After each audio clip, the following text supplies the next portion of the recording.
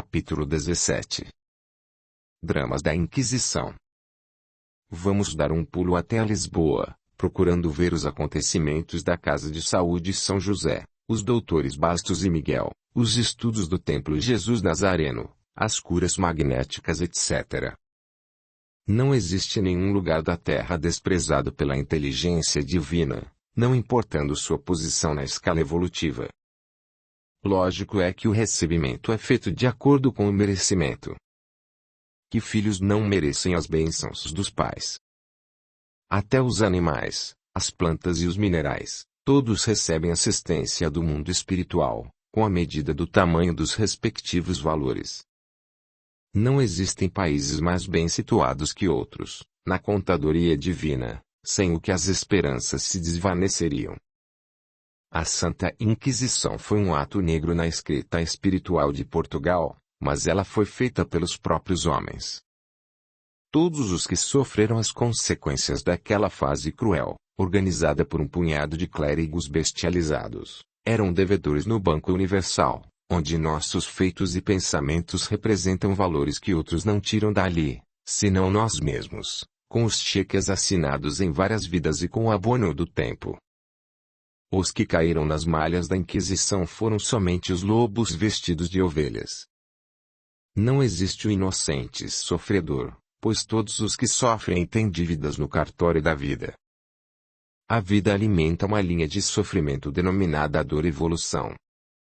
Ninguém foge disso, pois trata-se de lei de Deus. No animal, essa dor é diferente, parecendo que alguém está reajustando o ser, apertando parafusos. No ser humano, porém, a dor consciente da provação e expiação torna-se outra, já que o homem tem outros sentidos desenvolvidos, no campo da percepção. Parece que o organismo humano fica desorganizado com a dor, a sua percepção acusa que lhe estão tirando alguma coisa e daí é que vem o desespero, na dor. Quando a alma atinge a consciência do próprio existir, quando não tem mais dúvidas da vida que continua, quando seus débitos vão sendo saldados com a lei no Banco Universal, aí, então, o estado é outro, surgindo valores novos através da consciência, do processo da dor e seus frutos. Os que se revoltam contra a dor, são os que mais sofrem. O escândalo é produto da ignorância e impede a transmissão da mensagem que a dor carrega. A terra ainda é ambiente de muita dor, porque não se educam animais selvagens sem a tala e o ferrão. Nós outros, daqui e daí, somos, por ordem natural das coisas, selvagens, que só o amor e o carinho levam à educação, necessitando também da dor que nos amedronta e faz com que respeitemos a lei de Deus. Os sofrimentos não são iguais para todos os espíritos, pois eles vêm de acordo com o débito de cada um. Ninguém foge à lei das reações que suas ações provocam. A Santa Inquisição foi uma catástrofe moral no planeta, mas serviu como agente satânico, a cobrar os débitos dos maus pagadores.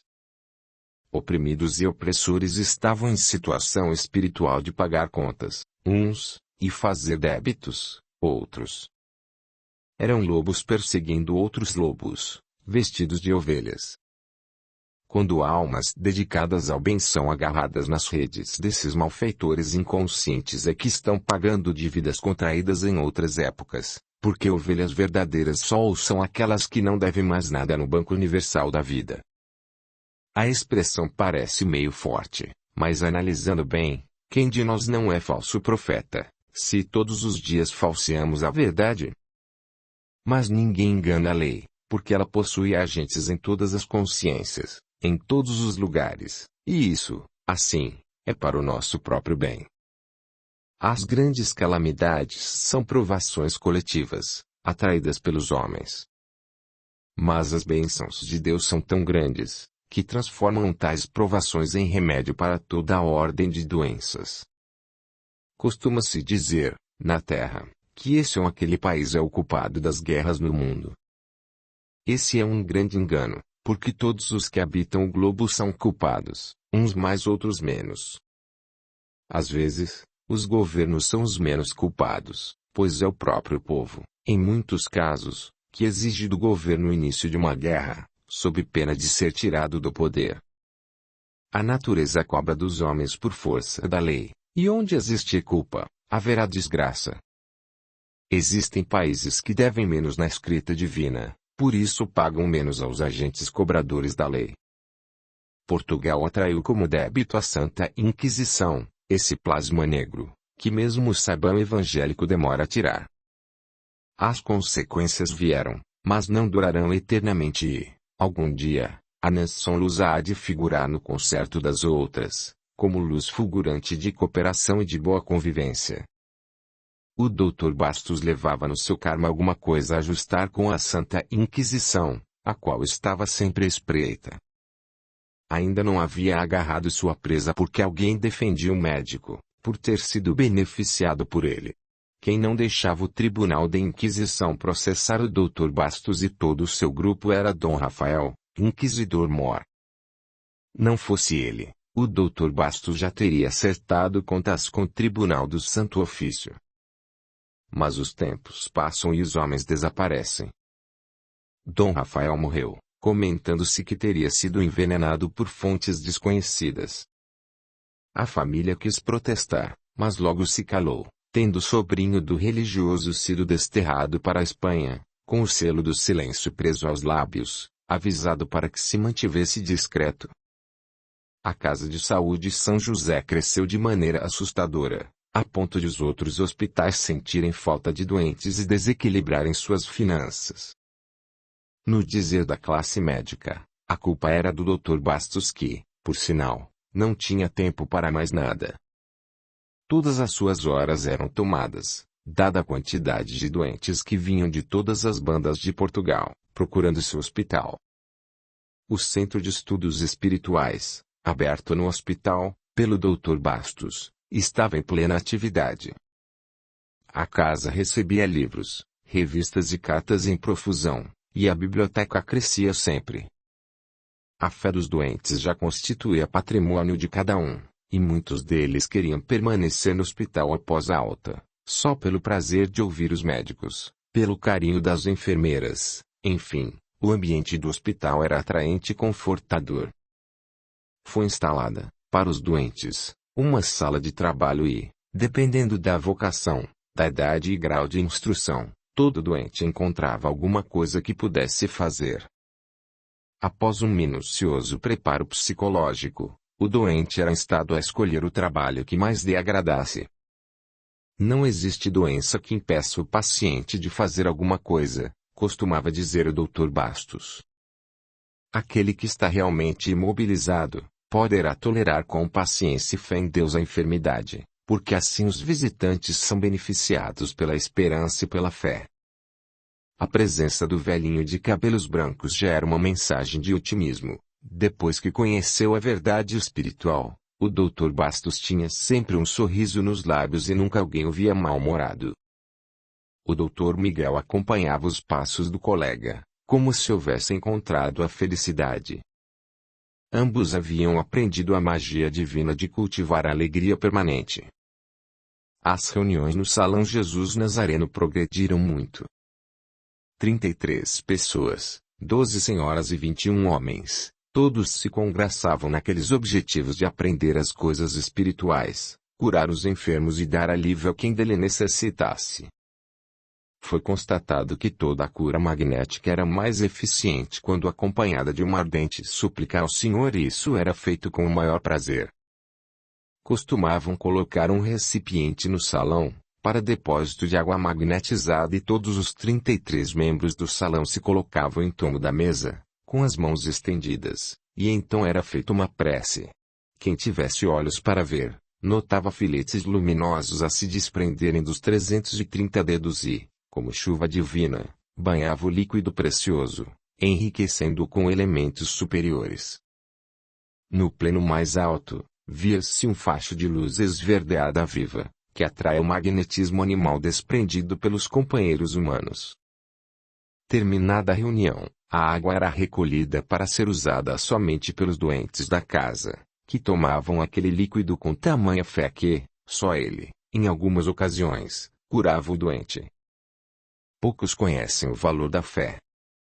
Bem dizia Jesus do que quem tiver fé do tamanho de um grão de mostarda, removerá montanhas. Se os médicos abrissem a inteligência para o campo da fé, os hospitais se esvaziariam e as casas de saúde teriam que se transformar em escolas. Quantos doentes existem no mundo que, sem nenhum karma, sofrem enfermidades que só existem na mente, por falta de princípio educacional da alma? A humanidade não pode viver sem fé, porque sem ela ninguém consegue manter a esperança. A fé é o sustentáculo da própria vida e aquele que não a possui é igual a um barco perdido no oceano, sem remador, e que é tocado sempre para as margens da vida. O Dr. Bastos possuía fé adiantada, que poderia levá-lo até o sacrifício, e os doentes que ali entravam para tratamento eram tocados por essa fé, sempre alimentada no estudo e na prática do bem. Era enorme o número de curados pelo poder do magnetismo, aliado a medicamentos bem escolhidos pelo bom senso dos médicos da casa. Quando o Dr. Bastos viu que não estava dando conta dos pedidos de visitas, inclusive enfermos distantes, foi ao encontro de vários colegas, diretores de outras casas de saúde, convidando-os para assistirem às reuniões de estudos sobre magnetismo para, em pouco tempo, aplicarem aqueles mesmos tratamentos nos doentes das suas casas. Aquilo iria beneficiar os enfermos e ajudaria a esvaziar um pouco a casa de saúde São José, que estava superlotada. Não era a ideia do Dr. Bastos prejudicar a medicina oficial, mas sim, aliar a ela um método de curar tão velho quanto o mundo. Mas os outros médicos não eram receptivos às ideias do Dr. Bastos. Não se interessavam por curas mirabolantes, com ou sem comprovação científica e, além disso, a igreja era contra tais artimanhas. Em resposta oficial ao convite formulado verbalmente pelo diretor da Casa de Saúde São José, endereçaram-lhe o seguinte ofício: Dr. Bastos, solicitamo-lhe reconsiderar seu lugar de médico, sem o que poderá perder o seu diploma, em virtude de atos de charlatanice. O senhor está envolvido em um fanatismo que nem é religioso, nem científico. É um ecletismo nascido da cabeça doentia de um velho médico francês, que vai acabar em uma cela, respondendo pelos males que causou.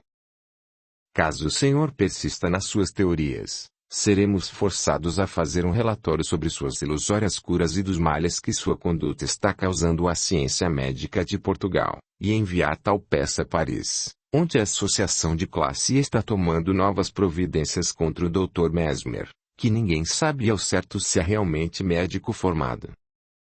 Além disso, o senhor sabe muito bem que a Santa Inquisição só não convidou ainda para explicar isso, porque as mãos do saudoso Dom Rafael rasgava todos os processos contra o senhor, pois até ele, por incrível que pareça, foi envolvido pelo seu nefando poder satã magnético, assim como seu sobrinho, que já foi desterrado para a Espanha, a mando da Santa Inquisição.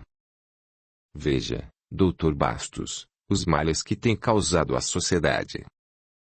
Mas ainda há tempo de renegar tudo isso publicamente, recebendo nosso perdão, tolerância essa proveniente de seu prestígio junto ao povo.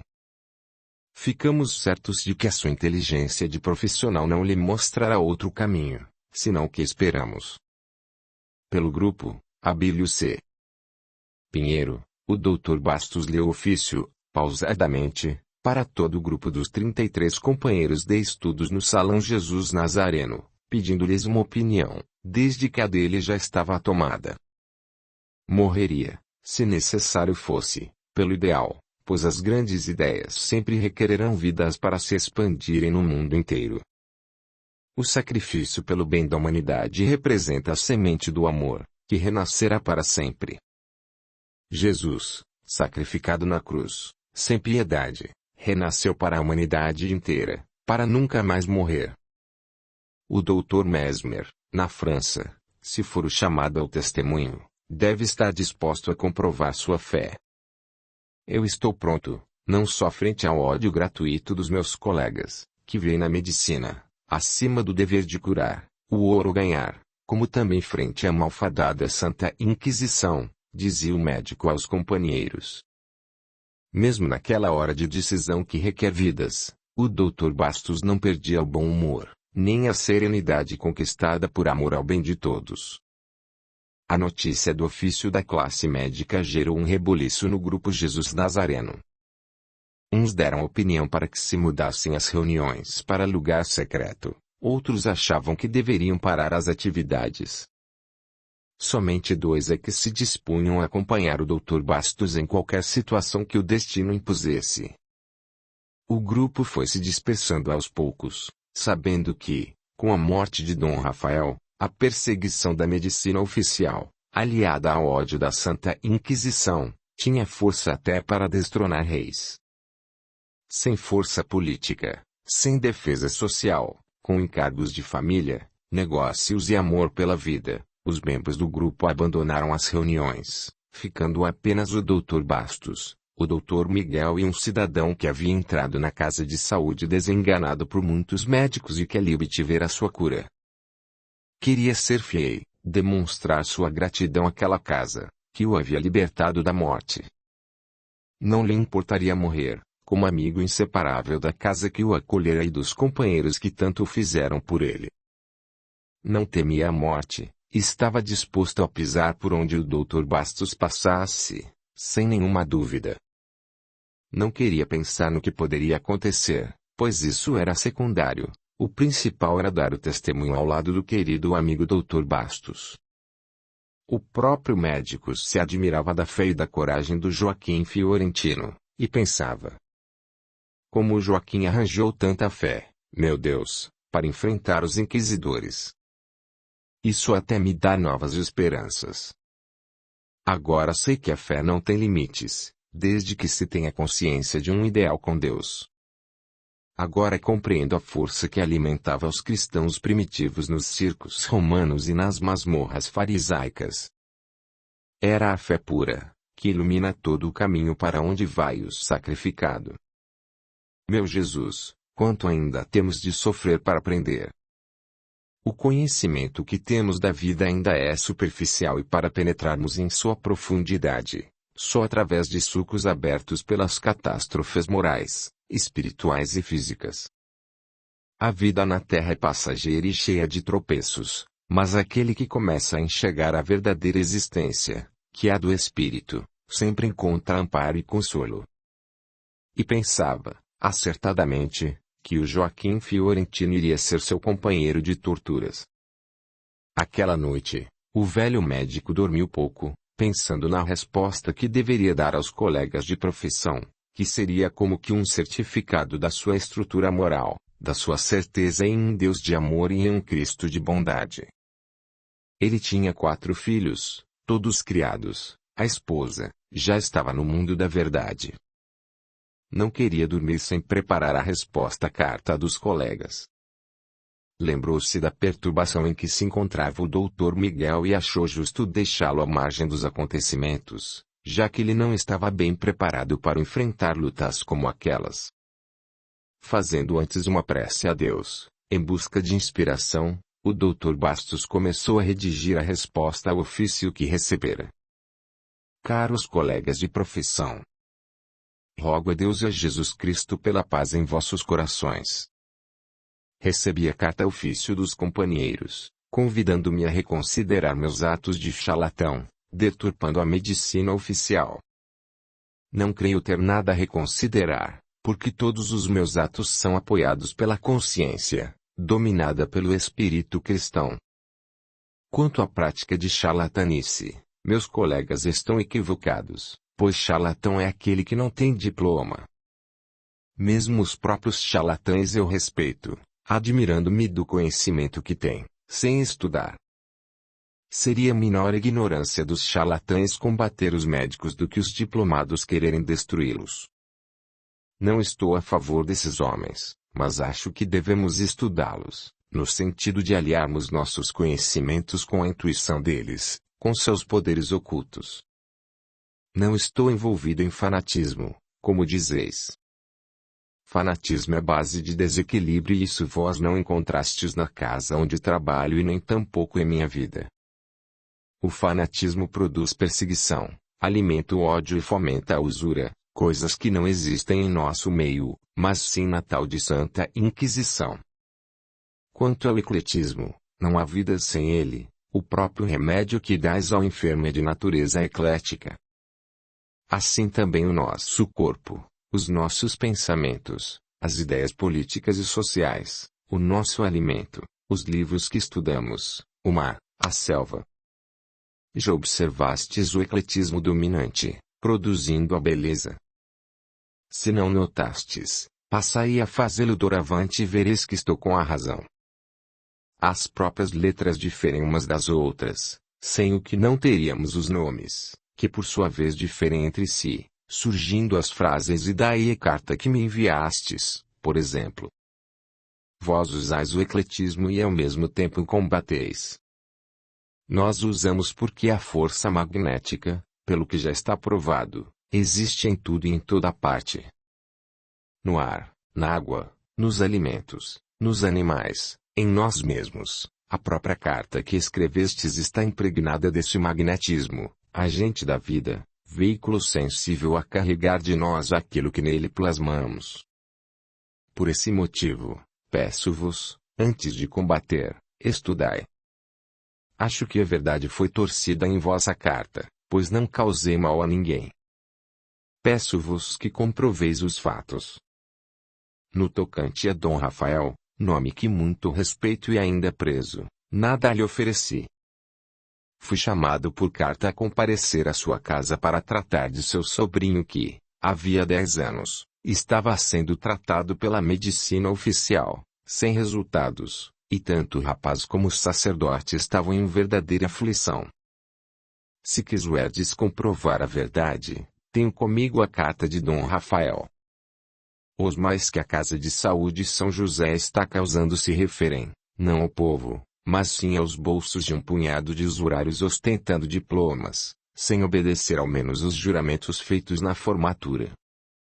Poderei sim, ir a público, mas para afirmar tudo aquilo que tenho feito, como verdadeiro, e dizer que continuarei agindo assim, até o dia que Deus quiser. Não temo a morte, meus amigos, porque sou sabedor de que ela não existe. Eu é que vos peço que reconsidereis o que escrevestes para mim. Meditai no que vai escrito nesta carta e apelai para a aprovação das vossas consciências.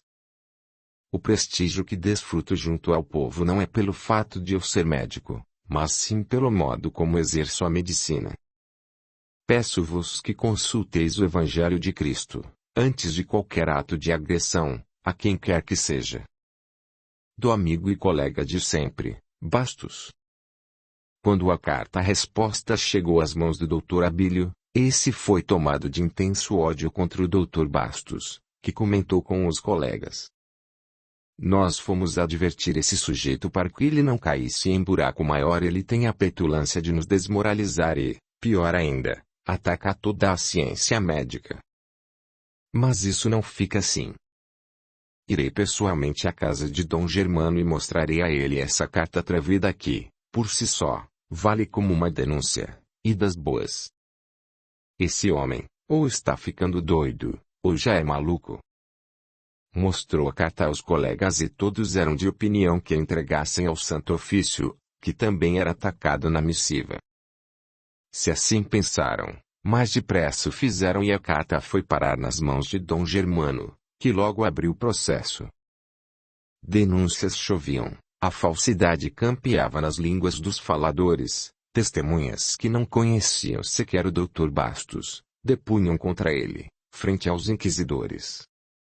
Em pouco tempo, o Dr. Bastos recebe uma intimação para comparecer ao Tribunal Inquisitorial, por denúncias fundadas em testemunhas verídicas e uma carta comprometedora, escrita de próprio punho.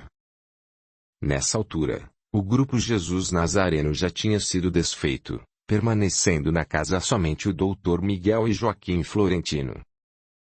Quanto a mim, dizia Florentino, já iria morrer mesmo, porque fui desenganado pela medicina e curado pelo Dr. Bastos. Caso seja necessário, darei a vida, porque isso talvez possa confortar um pouco aquele que, abaixo de Deus, fez com que eu vivesse. Onde o Dr. Bastos botar o pé, estarei com ele. Dr. Bastos entregou a direção da casa ao Dr. Miguel, dizendo-lhe: Miguel, faze dentro desta casa o que a tua consciência ditar, porque eu estou fazendo o que a minha me aconselha. Sê fiel à voz do teu coração e que Deus te abençoe. Dr. Bastos despediu-se de todos os obreiros do hospital, abraçou os filhos, em lágrimas, revestiu-se de uma firmeza impressionante e, com passos firmes, partiu para o tribunal, em companhia de Florentino. Daí algumas horas, o Dr. Bastos e seu companheiro entravam na ampla sala de interrogatório. Esperaram bastante tempo, até que uma algazarra anunciou a chegada dos cruéis inquisidores, que tomaram assento e iniciaram o interrogatório. O senhor é que é o famoso Dr. Bastos? Perguntou o inquisidor. Sim, meu senhor.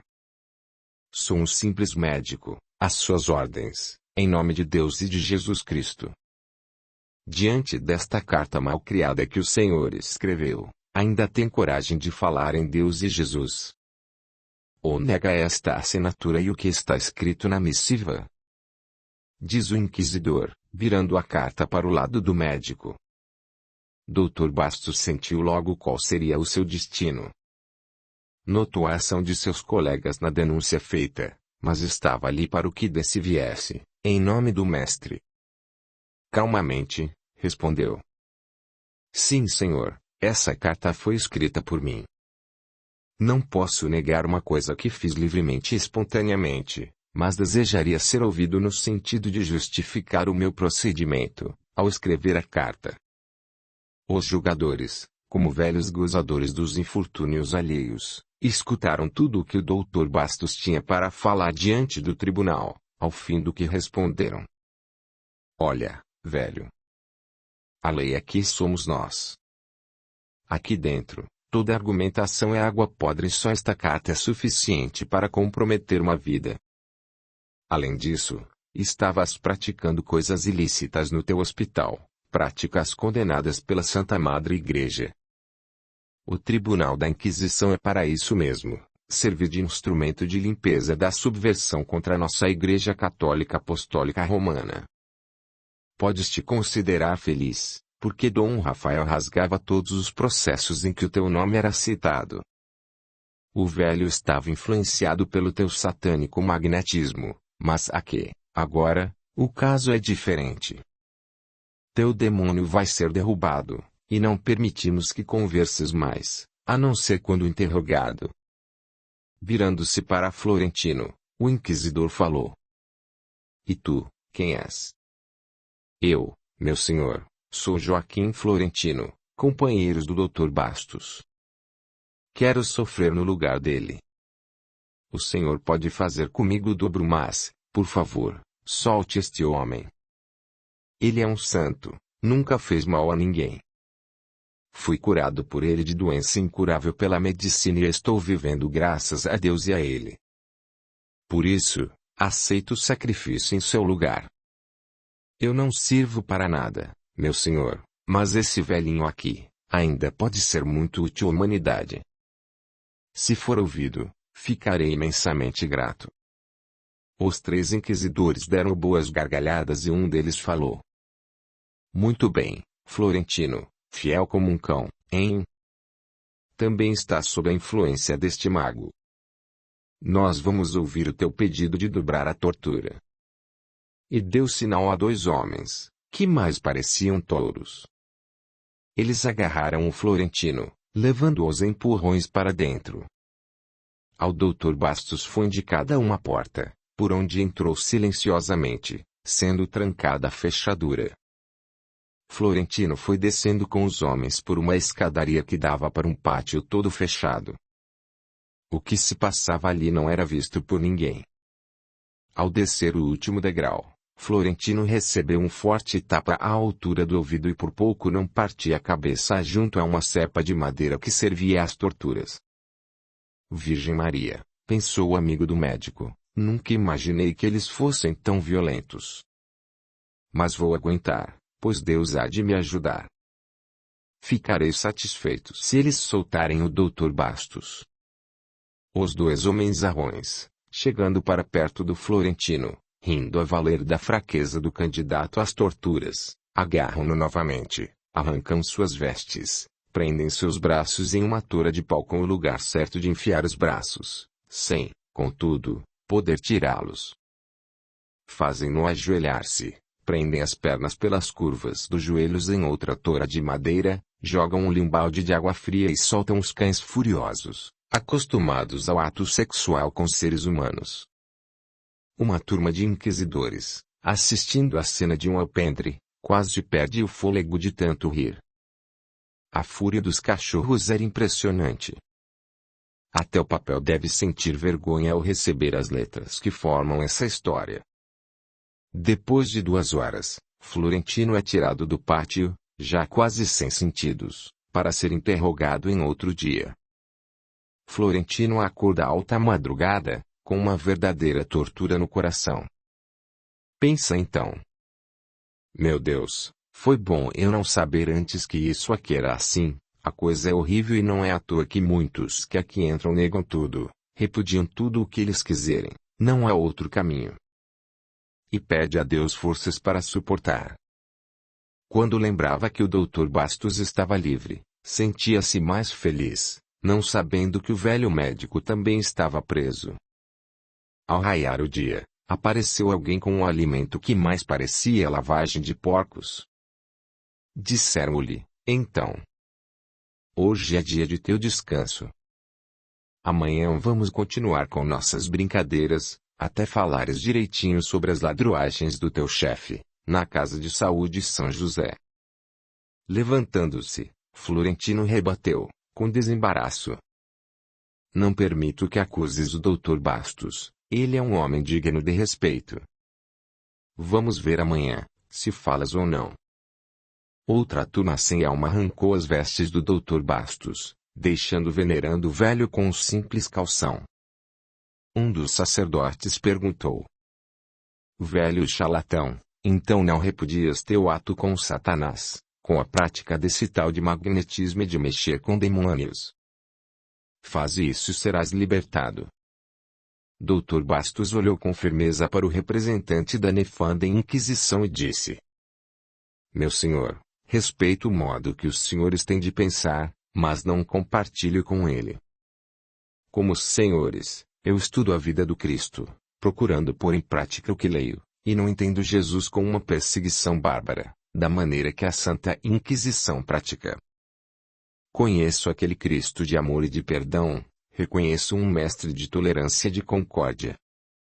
Eu não exijo, dos senhores a mesma interpretação, mas para mim, isso é que é o certo e, desse modo, não creio que os homens desta casa aceitem o Cristo como caminho, a verdade e a vida, pois agem de forma contrária, fechando todos os caminhos, torcendo a verdade e mudando a vida dos que aqui entram.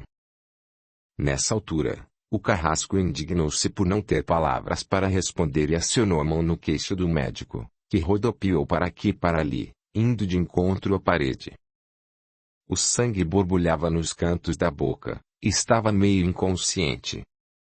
Agarraram o médico como um pano, abriram um grande gavetão e colocaram-no ali, deixando-o somente com a cabeça do lado de fora, em uma abertura apropriada.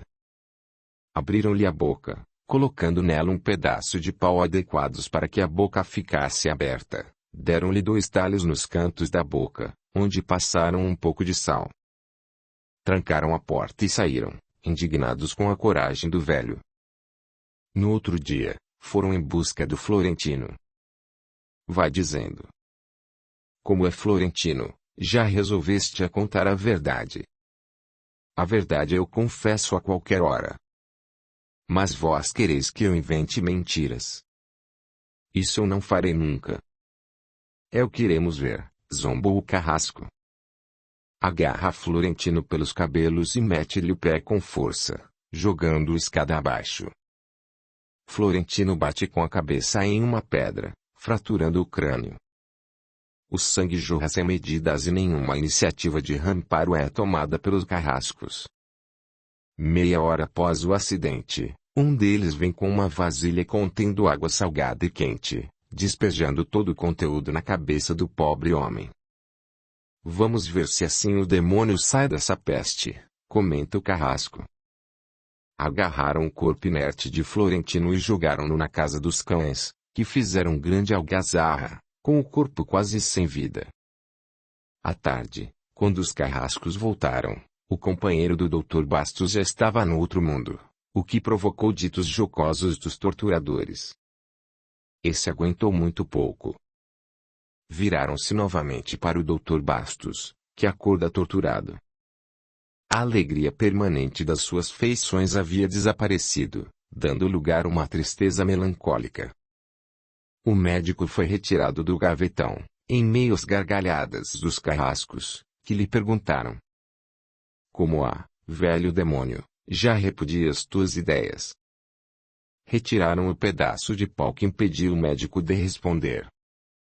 O Dr. Bastos procura fazer o maxilar voltar ao lugar normal. Vagarosamente, perde um pouco do controle, mas dentro de poucos segundos consegue responder: Nunca repudio o bem. Nunca renego o Cristo. Nunca deixo de acreditar na bondade de Deus.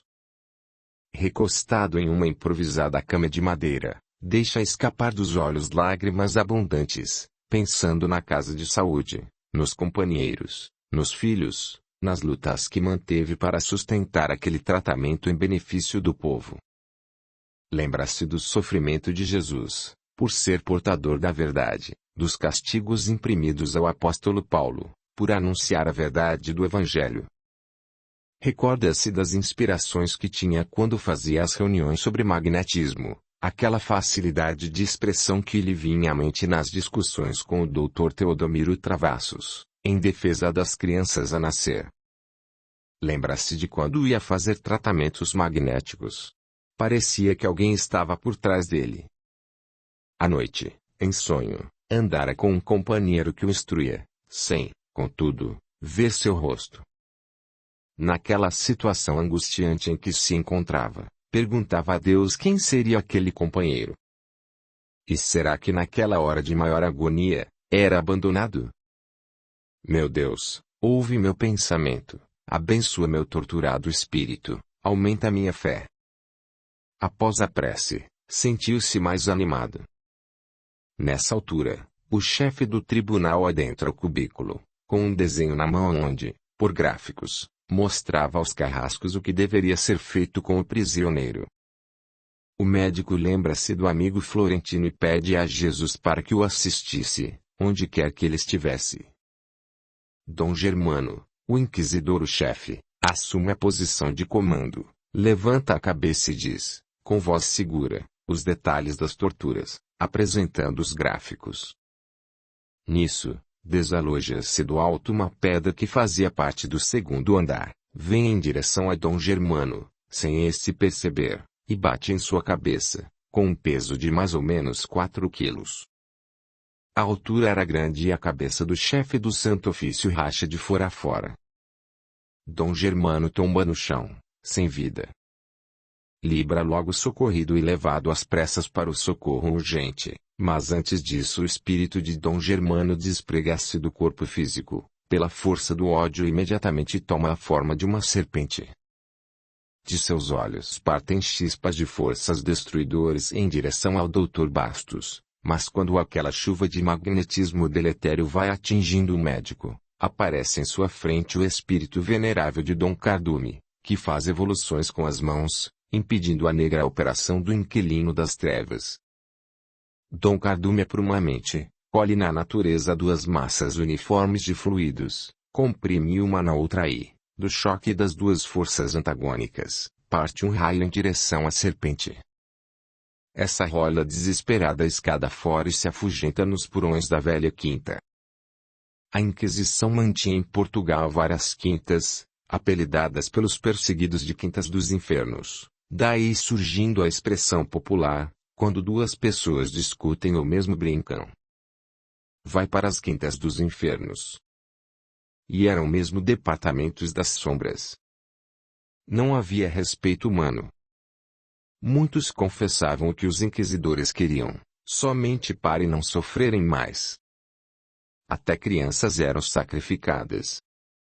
Com a morte de Dom Germano, assumiu a chefia, provisoriamente, o padre Eusébio, homem que nunca sorria.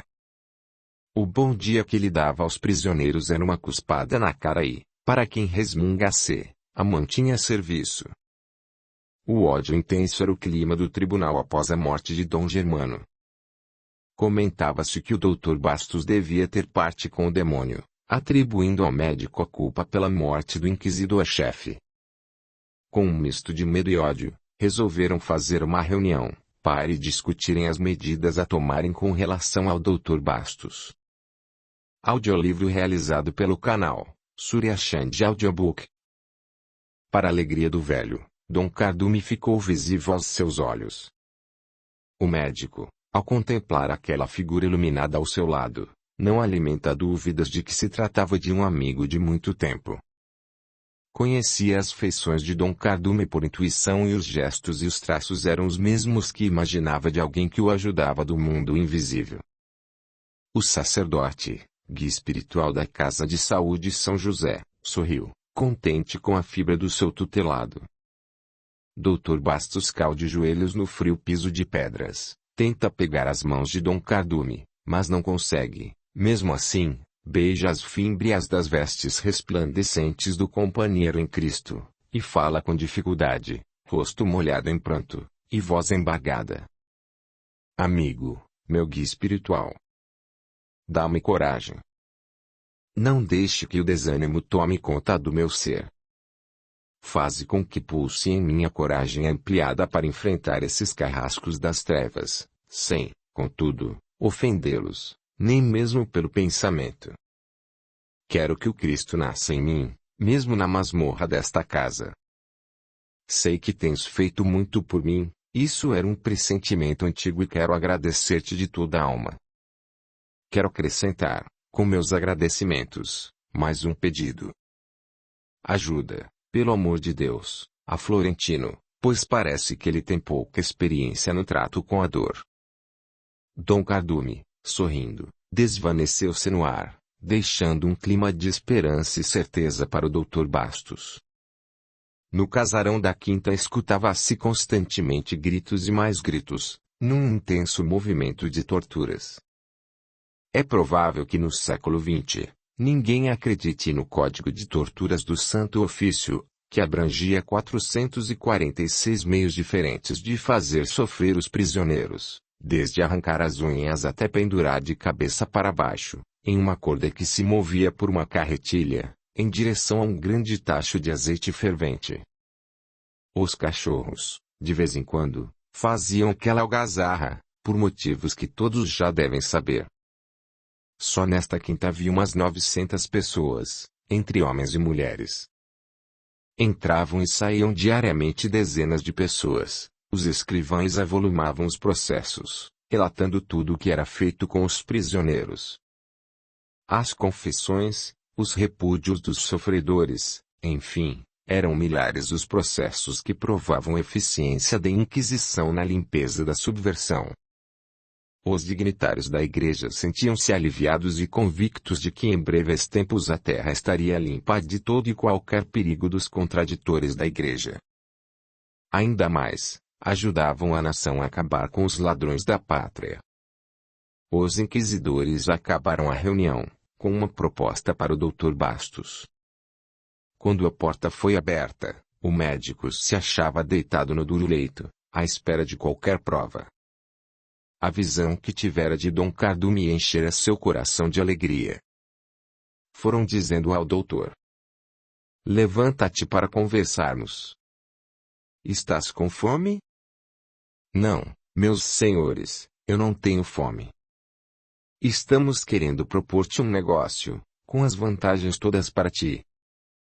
O interesse nosso é que esta casa seja sempre forte e respeitada. E convidaram o Dr. Bastos para fazer parte do Tribunal da Inquisição. Era só vestir uma batina, trocar de nome, deixar a barba crescer e ninguém o reconheceria. Todos pensariam que o médico havia morrido ou sido desterrado. Já que tens parte com Satanás, és mago negro e sabes lidar com as trevas, serás muito útil para nós. Se aceitares, faremos um pacto e seremos amigos para sempre. O Dr. Bastos olhou para todos com piedade, deixando escapar 2 lágrimas de dor no coração, por ver tanta hipocrisia e maldade. Não, responde o médico, não quero pacto com homens que cultivam o ódio, que não respeitam o pudor das pessoas, que têm o Cristo nos lábios e a maldade no coração. Eu já fiz um pacto, e como sou fiel, não posso fazer o outro. E com quem fizeste esse pacto? Pergunta enfurecido o padre Eusébio. O Dr. Bastos, percorrendo com os olhos os inquisidores, respondeu mansamente. O homem com quem fiz esse pacto, talvez já tenhas ouvido falar dele. Seu nome é Jesus Cristo. Padre Eusébio não responde. Cospe no venerando rosto do Dr. Bastos e bate a porta com toda a força. Desce escada abaixo e procura o recinto onde 3 tachos de azeite ferviam, tendo em cima dispositivos em forma de carretilhas, onde podiam ficar dependuradas pessoas nuas, com a facilidade de serem abaixadas e elevadas, ao gosto dos carrascos. E era o que estavam fazendo com a mulher. Padre Eusébio foi chegando, possesso de ódio, e gritou. Enfia a cara dessa vaca dentro do tacho, que ela confessa logo. E chegando perto deu uma cuspada bem na boca da mulher, cujo rosto beirava o azeite. A torturada, já a se rebentar de desespero, enfia a mão no azeite fervente, e joga um punhado do líquido em ebulição, na cara do padre Eusébio, atingindo seu olho esquerdo.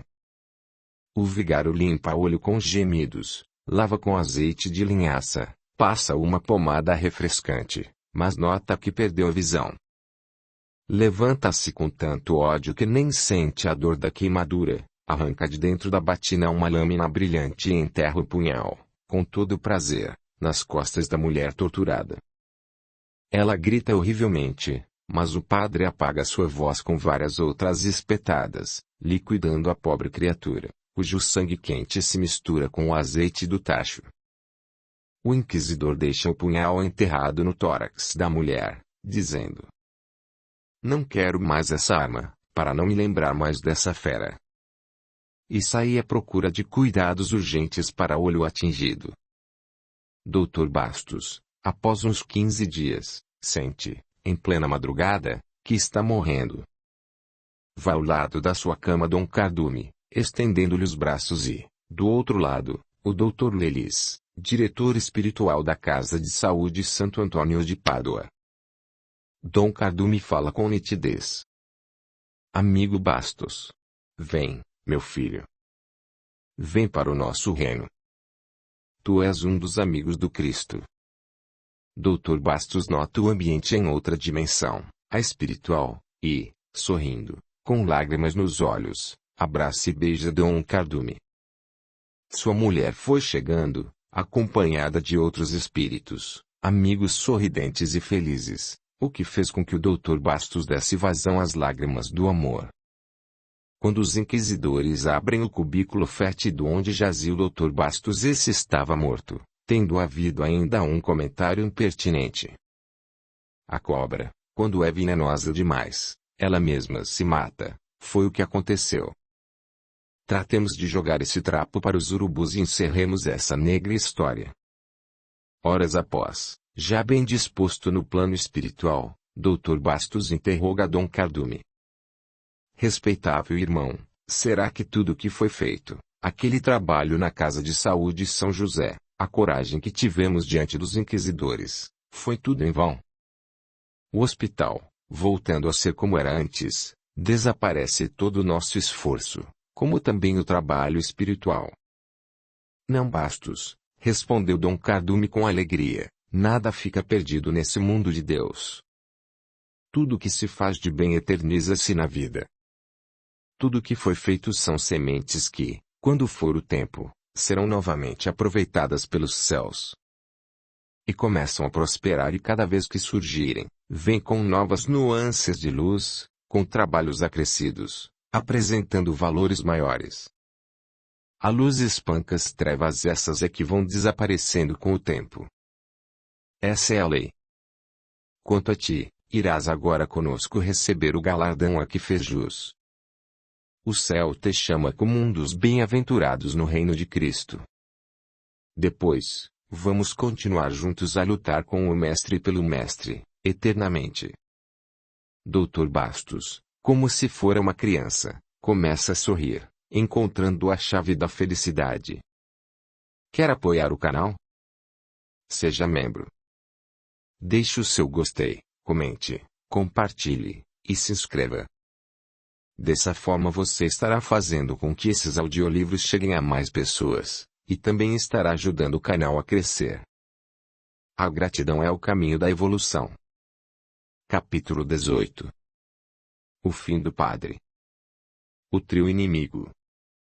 A fazenda Riachuelo não parecia mais aquela região dominada pelo Dr. Teodomiro Travassos.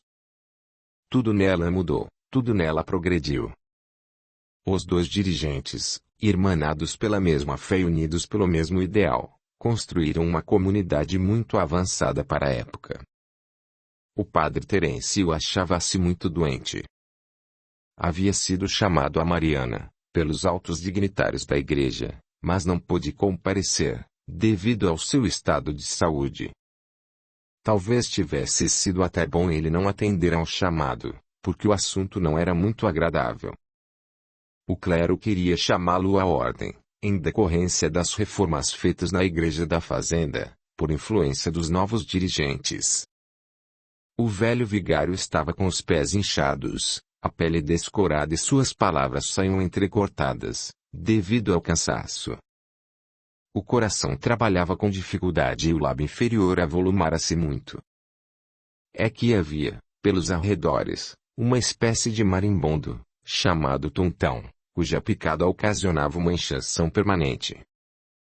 Pois o padre Terêncio levou uma dessas ferroadas, justo no lábio inferior.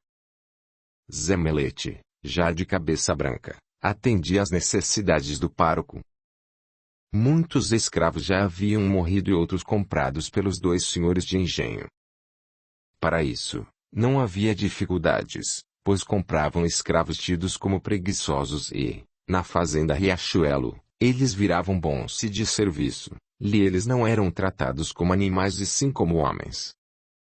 Uma grande barragem havia sido feita no córrego do Mulato e a extensão das águas irrigava as margens, com proveito fabuloso, em favor da horticultura. Mesmo parte dos canaviais era irrigada, bem como a lavoura de feijão e de milho. A fartura na fazenda era enorme, havendo grandes sobras para exportação. Todo ano estocava-se de tudo que a fazenda produzia e, com o passar dos tropeiros, as mercadorias iam sendo vendidas por um criado do inteira confiança, que fazia essas transações. Senhorzinho Cardoso foi ao Rio e lá adquiriu uma grande mansão, comparável a uma quinta portuguesa.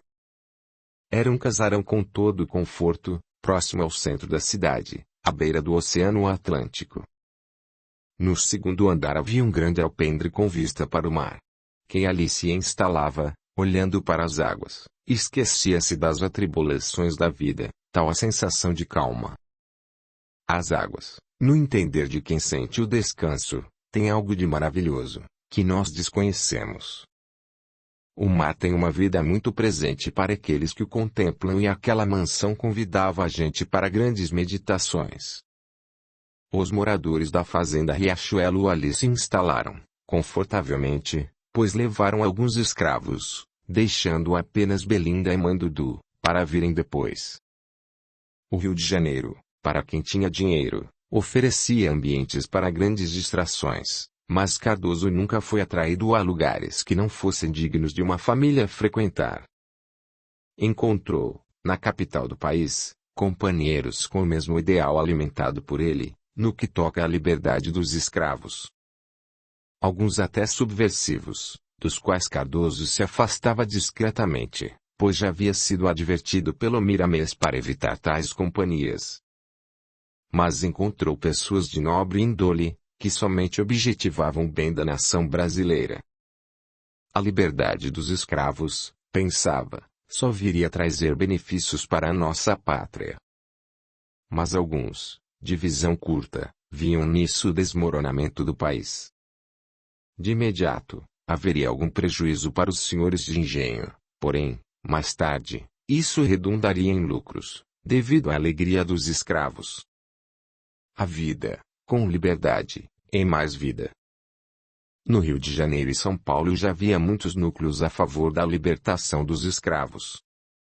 Era uma ideia ainda prematura, mas havia utilidade em se falar constantemente a respeito, como se rega uma semente. O resto fica a critério do tempo. Sinhozinho não tinha a esperança de ver, com seus olhos, a libertação da escravatura. Mas, pelo menos, punha no fabuloso alicerce de ideias nobres a sua pedra, dando seu quinhão de ajuda. Os senhores de engenho, quando percebiam a discussão desses assuntos nas grandes capitais, tomavam-se de fúria. Acorriam ao rio para se porem bem a par da situação e estudar, com os colegas, meios no sentido de abafar qualquer movimento. Deixando tudo organizado no rio, Sinhozinho partiu para a fazenda Riachuelo. Na fazenda, Dr. Cícero respondia pela função de senhor de engenho e, nos casos urgentes, era o clínico da região. A chegada de Sinhozinho foi motivo de muita alegria e toda a família já fazia planos para a mudança para o Rio. Os escravos que iam ficaram alegres, mas os que iam ficar se entristeciam. Em todo caso, um dos Sinhozinhos ficava, garantindo a paz deles. Com a doença do padre Terêncio, Dr. Cícero é quem fazia as pregações na igreja. Contava alguma história da vida de Cristo para os escravos, depois fazia uma pregação à altura do entendimento dos cativos. Após, vinha o tradicional chá-sopa. Às vezes padre Terêncio comparecia, ficava assistindo a pregação do doutor e, no fim, abençoava os escravos, indo para casa todo contente. Mãe Dudu não faltava na cozinha, chefiando a turma que tinha o dever de preparar a sopa. Certa noite, Zé Melete chega apavorado, dizendo: Doutor Cícero, o padre Terêncio está morrendo. Corra, doutor, pode ser que o senhor dê um jeito. Doutor Cícero, que não se assustava com nada, vai andando com o escravo e fala, em tom de brincadeira: Zé, deixa o padre Terêncio para lá. Ele nem é tão bom assim para ti. Deixa que esse velho morra. Não faça isso, doutor. Na verdade ele é muito nervoso, mas gosto muito do padre Terêncio. Ele morrendo, doutor, fica tudo mais difícil para todos nós. Tem hora que o vigário anima muito a gente na vida. Apresse os passos, doutor, Deus há de ajudar que ele escape.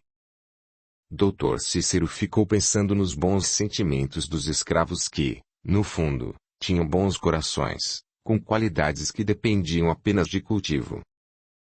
Chegando à casa do sacerdote, o médico achou-o mal. Faltava-lhe o ar, respirava com muita dificuldade. O genro do doutor Teodomiro auscultou as costas e o peito do velho padre e verificou que o pêndulo de sua vida estava por um fio. Além de outras complicações, ele sofria de hidropisia, doença produzida por ferroadas de insetos que eram abundantes na região. O doutor, vendo o fim do velho padre, manda o Zé Melete chamar Mãe Dudu, que vem prestativa e solícita. Tenho necessidade de tua companhia, falou o médico. Padre Terêncio está passando mal e quero dar a ele uma assistência completa e gostaria que ficasse aqui comigo esta noite. Pois não, respondeu a velha, ficaremos rogando a Deus pela sua melhora. Doutor Cícero dá sinal ao escravo para se retirar e Zé Melete sai para seu quartinho, cabisbaixo, rezando a Deus pela melhora do padre Terêncio. O médico, a sós com Mãe Dudu, toma todas as providências, mas o velho somente olha para os dois, sem, contudo, poder falar. O cansaço e a falta de ar tomavam proporções inesperadas. Com os parcos recursos terapêuticos existentes na fazenda, o médico não conseguia debelar o mal que assolava o velho enfermo. Administrava-lhe poções de ervas para que a pressão baixasse um pouco, e a corrente sanguínea aliviasse o músculo cardíaco, tranquilizando o cérebro e acalmando o sistema nervoso. Mandudu, ao seu modo, pede a Jesus e a Deus a cura do padre Terêncio. Tendo cedido um pouco à dispneia do vigário, Dr. Cícero senta-se pensativo, e pergunta Preta: será que não podias pedir ao amigo Miramês, para ele dar um jeito em benefício do doente? Mandudu olha bem para o doente e responde: olha, doutor, o nosso querido Miramês já está aqui há muito tempo, ajudando o padre Terêncio. O doente é que não se ajuda e a velha sai do quarto, acompanhada pelo médico. Doutor Cícero, continua a negra, Miramês disse que chegou a hora do padre Terêncio ir embora para a vida espiritual, mas o medo do vigário está atrapalhando muito. Ele está com uma tensão nervosa enorme, não quer dormir, com medo de morrer, e isso atrapalha muito. Então o padre vai morrer esta noite? Perguntou o médico. Vai. Eu estou repetindo o que estou ouvindo. Vamos aguardar fazendo a nossa parte. A essa altura, o vigário parecia cochilar. Mandudu consegue avistar o amigo espiritual em trabalho intenso, de preparação para a retirada do sacerdote, do corpo. Após uma hora, padre Terêncio ressonava tranquilamente. Miramês, com 2 auxiliares em torno do enfermo, aplica passes magnéticos em vários pontos do organismo do doente e, com mãos hábeis, começa a deslocar as pernas espirituais, depois os braços, como se estivesse desanotando alguma coisa que os prendia. Tornava a colocá-los nos seus devidos lugares, fazendo a mesma operação no tórax. Depois, aproxima-se da cabeça do padre, que parecia querer acordar.